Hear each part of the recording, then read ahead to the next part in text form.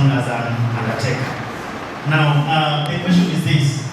Before we discuss the role or what a mortuary science practitioner will do to improve the interment practices, we need to understand what death is and the impact of death in the communities. Now, discussing death is a very emotive issue, and when I began, I told you it's not something that anybody will be comfortable talking about. I mean, the thought of one day I'll be dead and I'll be buried is something that everybody is afraid of talking about that. Everybody is something that is not even discussed in communities and even in our culture. It is there, but no one wants to talk about it.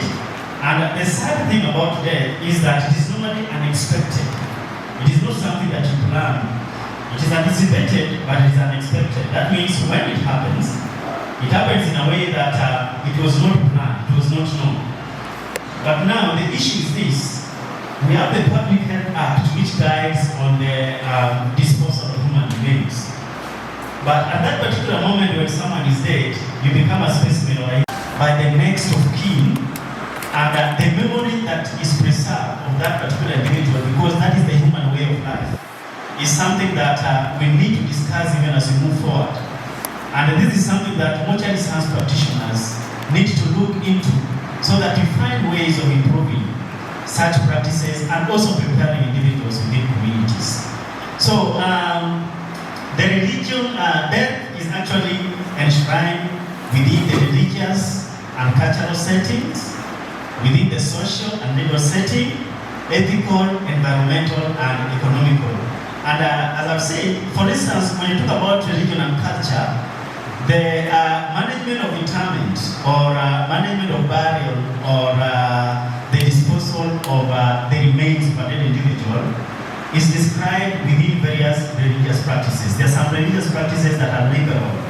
They provide no specific guidelines on the interment of individuals, but we have certain religious practices that provide specific guidelines on how, when an individual dies, the body needs to be disposed. For instance, compare the practices among the Muslims, among the Hindus, and even the Christians. So Christianity appears to be a more dynamic and a liberal religion when it comes to the disposal of human remains. But Hindus and Islam have specific rites that are prescribed within those religions that guides the disposal of human remains. And then we have the social and legal aspects of the same, whereby the law defines within the Public Health Act that human remains actually need to be interred within various specifications. The depth of the grave that is dug, and where such individuals need to be interred. However, this is still not well prescribed in our setting because there are no funeral service management policy in the country currently that guides on how the funeral service management is conducted, process of interment. And we hope that in the near future, even as we are coming up with the scheme of service for mortuary science practitioners, and also prescribing laws that guides the practice of mortuary science in the country, that the interment of human remains and funeral service management will be described within a policy. So we are looking forward to have a policy, that is the funeral service management policy, that will actually guide communities and individuals and provide minimum package for the disposal of human remains. And then we have the environmental and economical.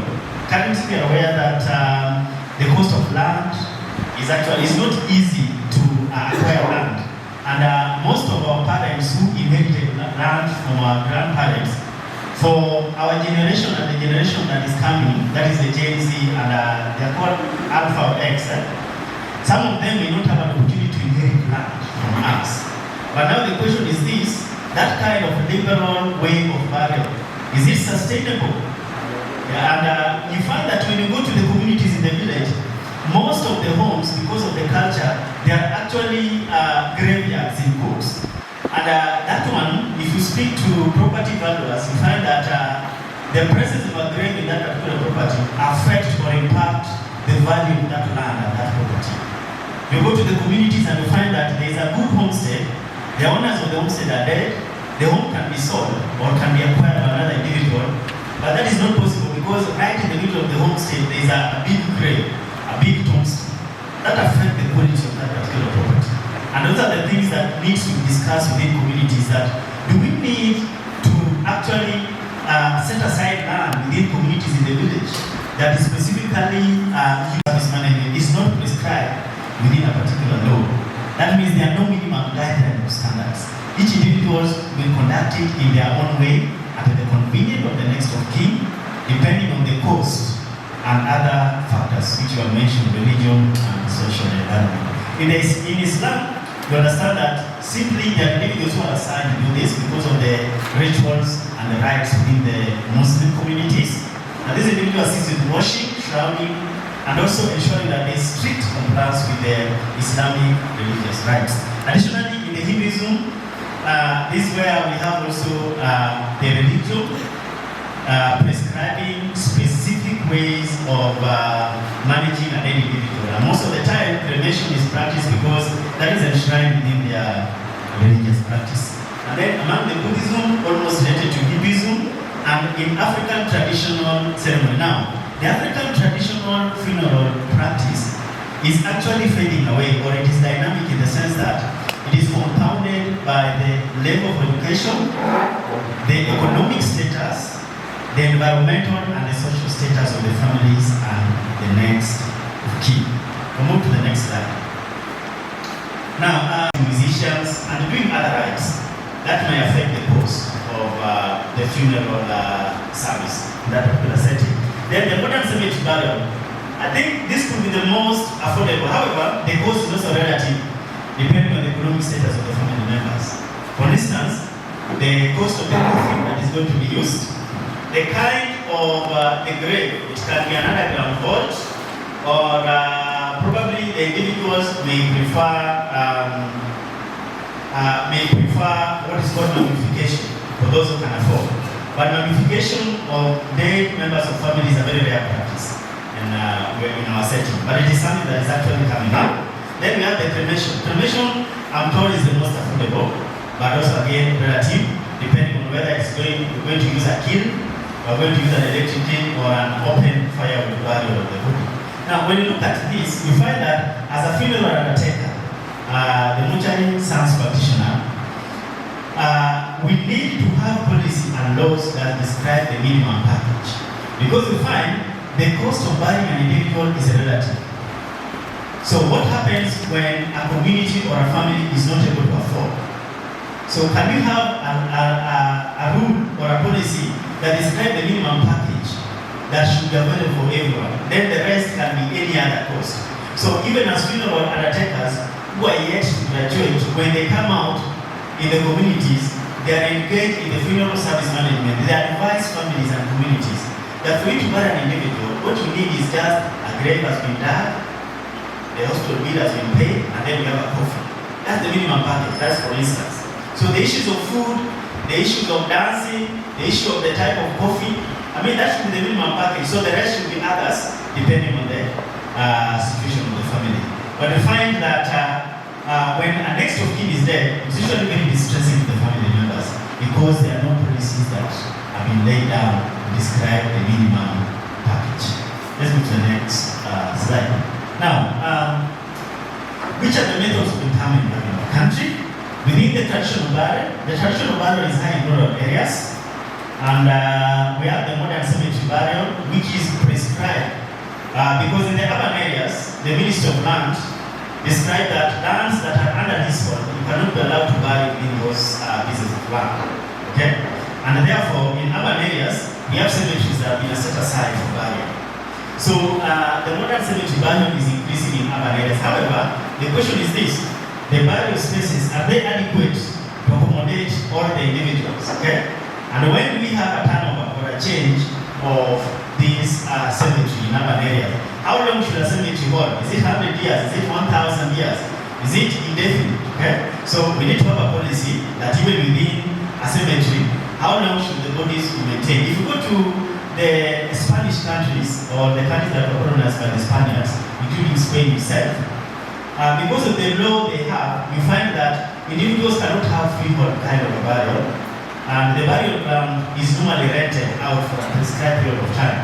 So if the families are not able to pay the rent after a period of time, then the body can be removed, and then the bones can either be burned or buried in a mass grave, which is unknown.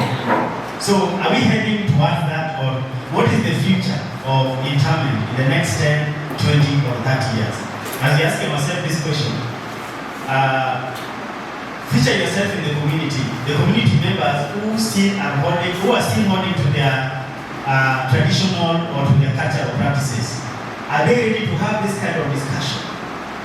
So, as a mortuary science practitioner, as a funeral undertaker, you need to prepare yourself for this kind of a role to help the community transition so that they are able to have this kind of a discussion. Additionally, you need to know that individuals, me and you who are still alive, we need to prepare for our interment. Preparing for interment could involve, for instance, having an insurance cover. I think we have companies that offer this kind of a service, whereby should the inevitable happen, because normally happens at a time that is not prescribed, then currently the current practice is you find when someone is dead, our WhatsApp group is open, okay, members are invited, and then you collect a few coins. But when you look at the collection in those groups, most of the time it's not even enough. It's not even adequate to take care of the funeral service. So the question is this: the WhatsApp group and the collections, are they sustainable? Is that the way to go? How do we need to prepare communities? As a mortuary science practitioner, these are some of the things that we need to ask ourselves, even as we look at some recommendations on how we can improve the interment practices in the country. We move to the next one. So, determinants of the cost of interment in Kenya. What are the factors that determine the cost of burial or interment practice? One is the location, rural versus urban burial, and you find that the cost is relative. There are some rural burial or interment practices that are more affordable. They are cheaper. There are some that are exorbitant, very expensive. And most of the time, in most of the texts of journals that I was able to review when I was looking at some of the practices, I realized that the cost of burial in the rural setting is actually not determined by the actual burial process, but by the other rites. One of them is entertaining the relatives. You find that when someone is dead, there's some relatives who will actually come to your home to be accommodated for 2 weeks or even beyond before the actual burial, and you need to feed them. And most of the time in our traditional cultural practice, when you are bereaved, the cost is upon you to entertain the individuals. You are actually bereaved, but you spend it to entertain the relatives and the next of kin. But in some communities, it is the reverse. When someone is bereaved, it is the friends and the relatives who visit and support them. So we need to ask ourselves, do we need to have a change of culture or a change of practice in the community? When a friend has been bereaved, for instance, don't expect them to be cooking for you. Don't expect them to provide for your accommodation. Actually, when you visit him, you should carry some food, you should carry some money. Okay? I mean, it's that kind of practices. Those are some of the things that we need to prepare the communities for. Then we have the type of burial. We have the normal burial. We have cremation. Okay? And we also have entombment, or using the underground or the overground report. Now, the question is this: which is the most affordable type of burial? Now, before the individual is buried, there are many factors that are considered. One of them is memorialization. That means when a next of kin is dead, we still want to maintain the memory. We want to maintain the memory, okay, of this particular individual. That's why most of us Africans, we have retained the burial practice. Another one is the funeral services. Are you involved in a funeral home? Catering services, religious and cultural rites that need to be done that affect the cost. Memorabilia, photos, videos, printing emology, okay? Issues of tombstone, markers, statues, etc. Other ones is the legal and administrative fees, issues of death certificate, the burial permit, economic factors, family preference, and insurance and financial assistance. Now, the 8th point, insurance and financial assistance, is something that we need to discuss and encourage members of the community to consider. For instance, living individuals need to take a funeral cover. Okay? All of us need to have a funeral cover for you and the next of kin, so that when someone is bereaved, then the insurance company comes in and take care of the cost. Next one. So, what do you consider the best interment practice? So, in my own words, the best interment practice practice is a method of burial or interment that respects the cultural, legal, and religious norms while being sensitive to the economic and the unique social situation of the family. So, an ideal interment practice is one that actually respects the cultural, legal, and religious norm, that is accepted by the members of the community, and it is sensitive to the unique social and economical situation of the family. Now, additionally, an ideal interment practice should acknowledge the economic circumstance and the unique family situation of the family members.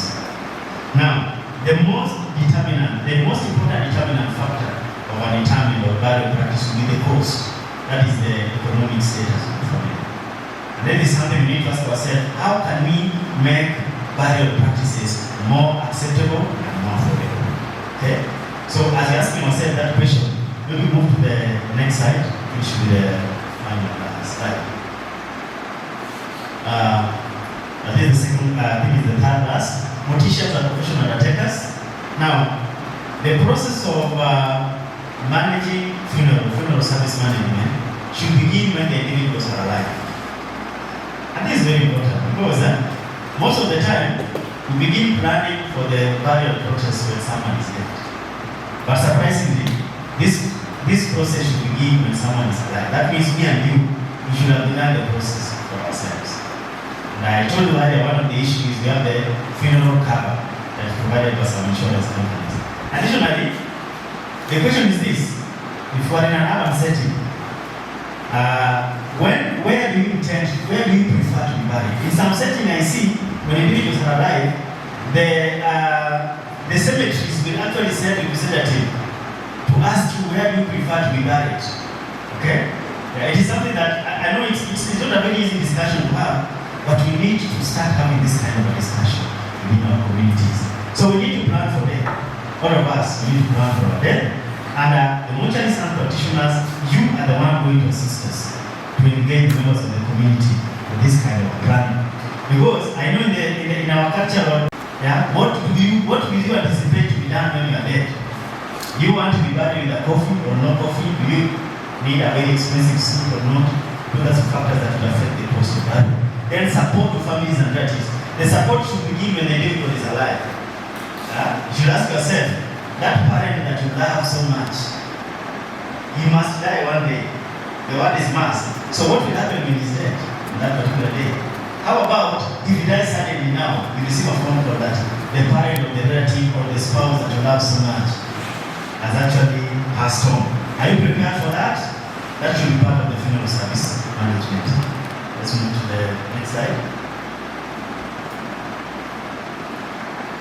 So in conclusion, we have recommendations. I have certain recommendations that need to be taken into consideration. It is not limited to this, but you can brainstorm more. One is the formulate a national funeral and interment policy. We need to have a policy that guides funeral service management in the country. And I think this is a challenge to Mapake and the stakeholders, that even as we're discussing the issue of the scheme of service, we need also to discuss the issue of the funeral and interment policy that needs to be inscribed within the law. And this policy should prescribe the minimum package that all individuals should have. And actually, the preparation of the individuals to the burial, or even what happens when they're dead. Another one is the training of professional undertakers. This one is currently taking place. We just need to look at our curriculum. Whatever is available, is it adequate? Funeral service management. Do we have specialties for undertakers? That is, advanced national diploma in funeral service management, a master's degree in funeral service management, even a PhD in the same. Okay? And additionally, I discovered that there are few researches that has been done in funeral service management. Now, this is a challenge to you, my colleagues, that now this is an area that you need to do research. Yeah? You need to write papers on funeral service management. Additionally, we need stakeholders collaboration. The communities, very important. We have insurance companies, we have the church, and we have the government need to be engaged in the formulation and implementation of an improved funeral service management policy. I think that is the end of my presentation. I want to probably open the next 5 minutes for anyone with a question or a comment, and then just 5 minutes. So anyone with a question, please, concerning this presentation or any recommendation that you have, so that we can note it down and present it to our stakeholders when we have a similar forum. Thank you. So I'm going to leave this open for 5 minutes or 2 minutes. Yes, is there a microphone?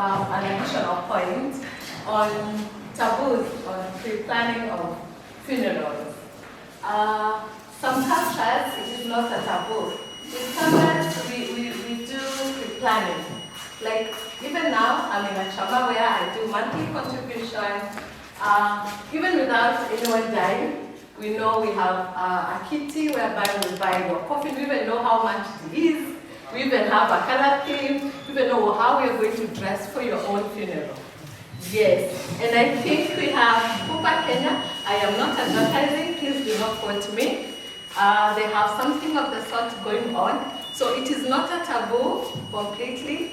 Maybe in some of other communities, I am sure communities who don't do that.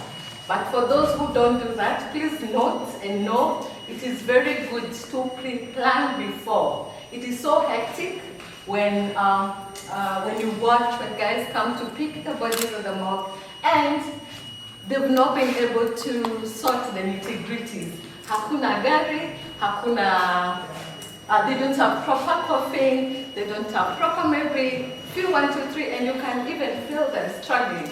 But if someone has pre-planned for their own, like you yourself pre-planning your own funeral, to ease the burden from your family, your kids, your mates, and your villagers. They will not need to do anything. They only need to know Josephine is dead. She's been able to plan herself for the longest time that you know. The much we can do, just show up, bury her, and it is a closed case. Thank you. A lot of taboo. Death is an emotive issue that most of the time is something we don't want to talk about, but we know it is there and it is inevitable.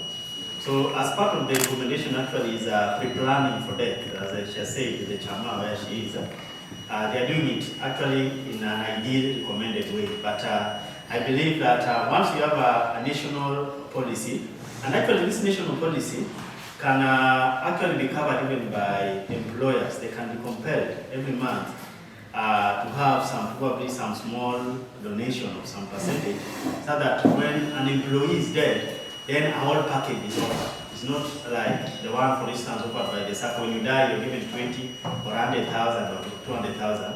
There need to be some minimum package that all employers can be compelled to have, that when your employee is dead, then this and that should be provided. Identify where it's supposed to be buried, a grave must be dug, a coffin must be there, at least one vehicle to transport the body, and the hospital bill that probably may be pending is clear.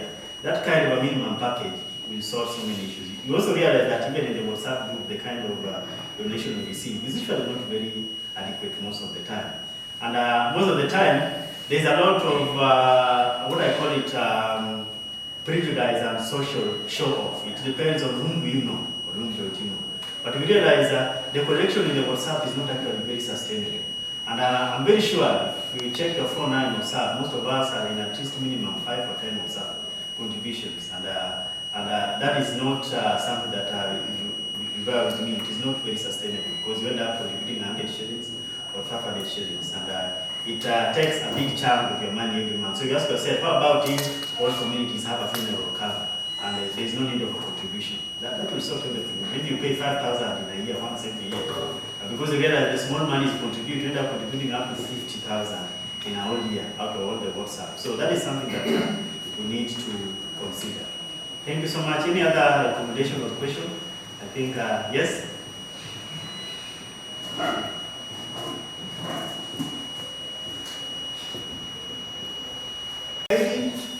In charge of Mortuary Coast Senior Hospital, and I'm very happy to be here today.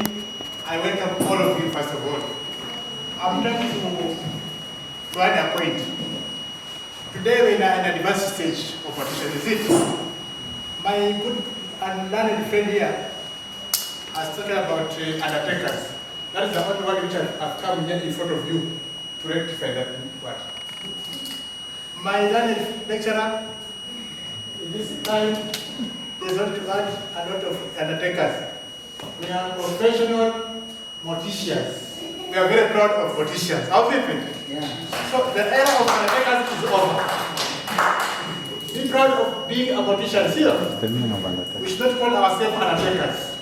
The era, that's an old-fashioned word. Maybe I'll correct that. In the interest of my students, I gave synonyms. And I said the synonyms we need to be aware of, because, for instance, the name of a mortuary science practitioner. Well, mortuary practitioner, morticians, mortuary science practitioner. We need to be aware. We should put aside undertakers, Mr. Lecturer. That is fine, but... You are very proud of morticians, is it? Yes. Are you proud? Yes. Are you proud to be a mortician? Yes. That's why you are here, is it? So don't call yourself undertaker, call yourself mortician. Thank you very much. I appreciate now see the issues that are coming up. And, thank you so much for that. Okay, point of correction, Mr. Say, we are now mortuary technologists and mortuary technicians. Yes. Yes. Thank you so much. I think I'm talking for enough. Now, as policy changes.